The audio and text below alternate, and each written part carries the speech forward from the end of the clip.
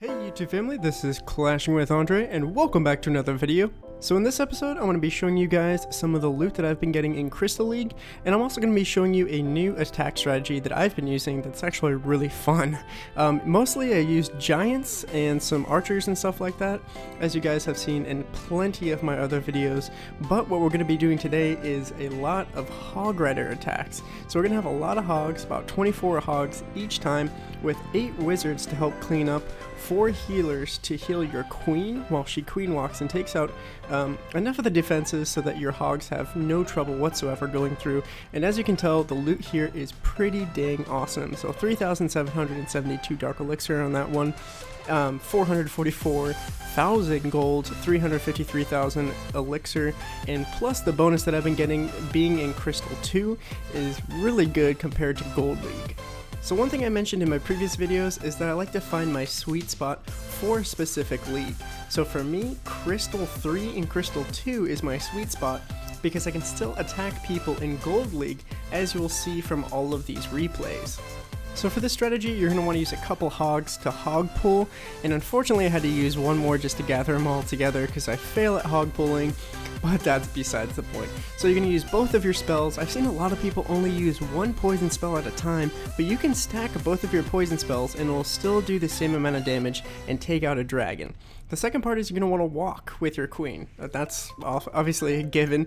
Make sure you have a couple of wizards so you can kind of clear a space for her and funnel her in the direction that you want her to go. One huge thing I like to do is take out the queen, because the queen is going to cause a whole bunch of trouble for any kind of hog raid, because she'll just follow them around sniping them and basically ruin your entire raid. So I like to go in a direction that my queen will actually take out the enemy queen, which is going to be really beneficial.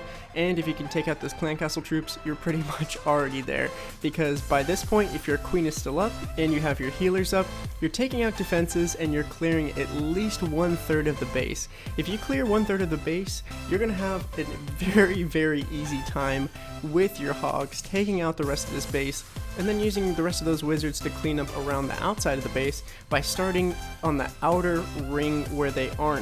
So in this example, I am attacking from the top right corner, and they're going to go in a clockwise motion around the base where pretty much no more defenses are going to be on the bottom left. So that means all my hogs are going to be down in the bottom left, and I'm going to want to put my wizards at the top and in the outer sections so I can keep my hogs more in the middle, taking out those buildings because they can jump over walls and you won't run out of time. So that's what I was talking about earlier.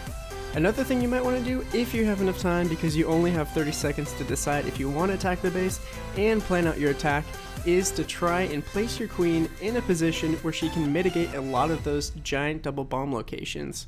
So try and take out those defenses along the path that your hogs would normally go to and pass over giant double bombs. And since your queen is actually taking out 1/3 of the base, you can deploy your hogs in a surgical fashion, and that'll be a little bit more efficient just in case you do go over giant double bombs. You're not going to lose all of your hogs. And honestly, this is a great attack strategy for 3-starring bases.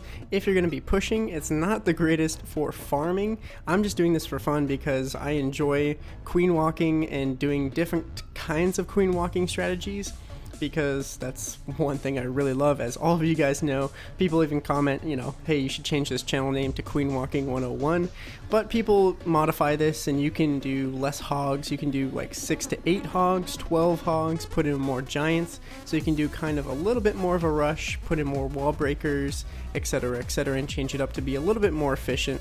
But I just like doing this for fun, and I wanted to bring this video to you guys because it's a cool strategy for me, and I wanted to push up a little bit so I can show you guys the loot in Crystal League.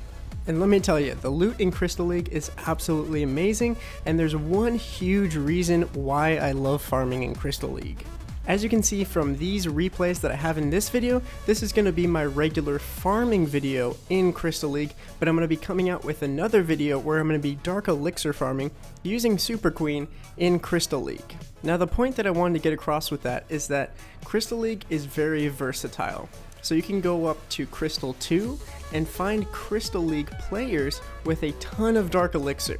However, if you go to Crystal 3 and sometimes Crystal 2, you're going to find people like this with a whole bunch of golden elixir, but not a lot of dark elixir. So they're going to have maybe 1,000 to 2,000 dark elixir because they're mostly going to be dead bases or bases where they have loot in the middle of their base and on the outside in their collectors. So currently what I've been doing to farm is I've been going down to Crystal 3 and then I've been farming slowly up to Crystal 2 and Crystal 1.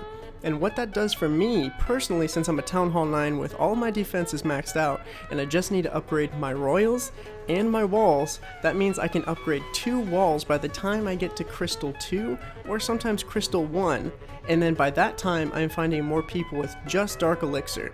So they'll have 3.3k, 4k, 4.5k dark elixir, and then that dark elixir farming will help me because at the end of the day I'm not going to have a lot of loot, golden elixir, because I just spent it on a couple of walls. So then when people attack me, they're not going to be really going for all of my loot since I don't really have any. So I farm my loot early on, go up to Crystal 2, Crystal 1, and by that time I'm already dark elixir farming, so I've already spent all of my golden elixir on walls, and they have nothing to steal when I log off for the day. So if you're looking for loot as in golden elixir, I'd definitely come up to Crystal 3, because you're going to get the bonus in Crystal 3, but you're also going to be attacking people in Gold 1 and Gold 2, which has a lot of loot. I mean, I love Gold League because it has so much loot, but if you come up to Crystal, you're still going to get that same loot, but you're also going to get the bonus. So if you're in Crystal 2, Crystal 3, you're going to find a lot of golden elixir. If you're in Crystal 2 and Crystal 1, you're going to find people with a lot of dark elixir, but it's also going to be a lot easier to attack than if you were in Masters League or Champions League, because those bases are going to be a lot more upgraded. You're going to have to use, more intense attack strategies, and you can't have fun with it. Like with this, I can have fun with it, use hogs and kind of queen walk still, so it's a lot of fun. I like doing it. If you guys want to try it out, come down to Crystal League, try it out for yourself. I personally have been seeing a lot of success with it, as you guys saw with my attack log, and I'll be showcasing a similar attack strategy using the queen walk tomorrow for my dark elixir farming video. And yes, I have been getting a couple of comments asking if I can showcase a strategy to farm in Crystal League not using the queen walk, because a lot of people don't have their queen to level 20 or 24 or even higher than that, so they can't queen walk. Later on this week, I'll be coming out with a couple of different strategies, showcasing those strategies for farming in Crystal League to get dark elixir so that you can actually upgrade your queen and queen walk, or just getting regular loot in general. You guys just have to understand how fun and awesome queen walking is for me. It's so easy to do. It's like picking up the phone and ordering pizza to get delivered to your house. It automatically does it for you, and you just have to go out there, pay a little bit of money, and then you get the cheesy deliciousness. I don't know why I always go to pizza, but honestly, queen walking is pretty much like pizza to me. It's that good. You can implement it into clan wars, and it will absolutely wreck bases.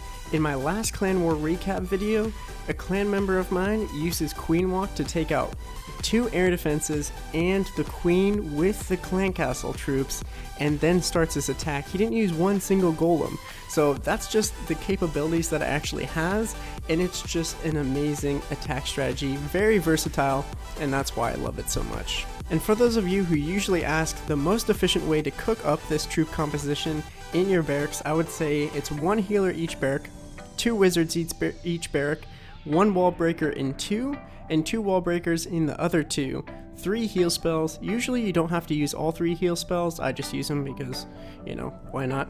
1 rage spell for your queen, and 12 hogs in each of the dark barracks. But that's it for this video, guys. Tomorrow I'm going to be coming out with another episode where I'm going to be queen walking with a little bit different kind of strategy so I can farm in Crystal 1 and Crystal 2 for that dark elixir and upgrade my king. And last but not least, subscriber comments, because I wouldn't be here without you guys, and you guys make my channel very positive, and I really appreciate that. But that's it for this video, so make sure to like, comment down below, share this with your friends and clanmates, and as always, make sure to be subscribed. Peace!